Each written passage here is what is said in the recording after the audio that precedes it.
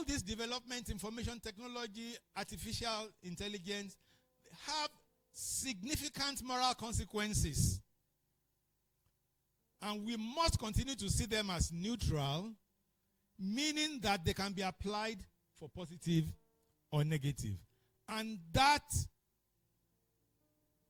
responsibility of constraining it to be used positively and not to be used negatively is ours. We are the ones that know the heart of God. We are the ones that have a connection with God, that we can use this, our understanding and connection with God, to ensure that these things are not used negatively.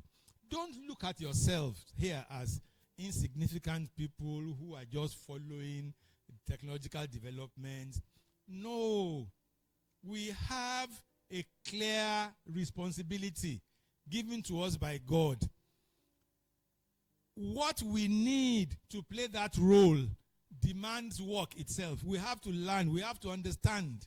And that is why we are here on a Sunday morning talking about it. We must, as children of God, play that role that God had ordained of us. I said earlier on that all these developments did not come as a surprise to God. The plan that God had for it is us. We are the ones that God is depending on, that my children are there, they'll take care of it. So we need to understand, we need to get into it, we need to have sufficient awareness to be able to bring God's purpose out of it. As much as these technologies enhance human capacity for output, they also amplify human capacity for sin. So we as individuals, as Christians, as people called by the name of God, must first of all ensure that we are not marred up in that, and that we discourage its use by others. The fact that something is permissible does not mean it is expedient. That's what the Bible says to us. It may be legal. Our laws may allow for it, but is it legitimate? Is it something that our culture, as children of the living God, called by his name, should be found in? Is it the kind of labor relationship that people who call themselves children of God should be found in? Many times, because of the kinds of people I associate with, I get people talking negatively about Christianity, because they claim that Christianity was used to enslave Africa, was used to colonize Africa, and all that, and all that, and all that. Of course, there are misunderstandings about this, and there are situations in which people of God were found culpable. So we should not repeat that history. We should not profane the name of God, because work for us is stewardship to God. So we should ensure that we do not allow the name of God to be profaned in this, just because some others do it. Our principles do not allow for it. We have an ethical responsibility in all these developments. We need to make the fact that something can be automated does not mean it has to be automated. These are some of the principles, these are some of the moral principles that are involved. The fact that a process can be automated does not mean it should be automated. We should consider the consequences of every step in automation. And this, I'm not asking for knee-jerk response, but application of spiritual discernment, like I said earlier on, to every situation, and therefore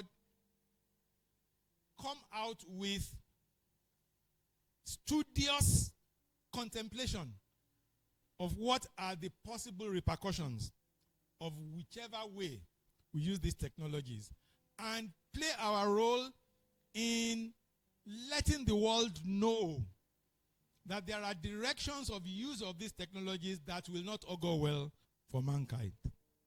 We should insist in whatever way these technologies are used. We as people of God should insist on transparency. We should insist on fairness, accountability, particularly in AI systems. Because AI systems have a way of replicating human weaknesses. And because AI systems are built from historical data. So if we as human beings have behaved in ways that are not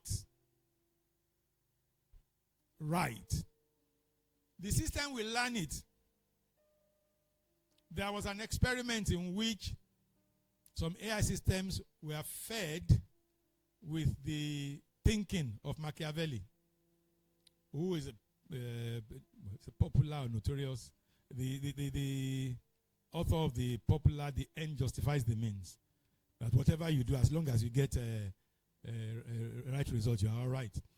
And you see that the kind of things that come out of that are not encouraging. So we as people of God, we should stand in the vanguard of ensuring transparency. Transparency meaning that we don't have to trust the system. What do I mean by this? When you talk of transparency, what you are saying is you don't need to trust the system because the system has laid itself bare to you. So if you say somebody is if you have a leadership and you say that leadership is transparent, what you are saying is you trust, you know that they have done the right thing, not because you trust them to be good people. It's because you can see the processes and you see that what they have done is right. That's the meaning of transparency. Ordinarily, it's like you can look through, you see through it. So it's like glass. You look at it, you see the other end. But if things are hidden, you won't see the other end. That's not transparency. So when you talk about transparency in interactions of people, what you are saying is the reason why I believe you is not because I trust you. It is because you have laid it bare. So transparency. Fairness. The results that these systems are giving us, is it fair to all? Are they fair to all? Or are they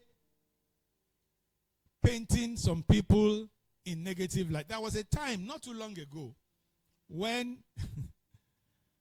an early Google attempt at image recognition, a white male was put before the system, the camera, and they asked, "What is this?" The system said, a male human being. Yeah, white male, it's a human being, male. Then they put a black person, and the system said, a gorilla. True story. And it became a scandal, and Google quickly took it off. You probably have seen, there's this story, you can still find this on the internet. The racist soap dispenser, where a white person put their hand below the soap dispenser and it dispensed soap. And a black person put their hand there. And because black does not reflect enough light as white, the system didn't see the hand and did not dispense.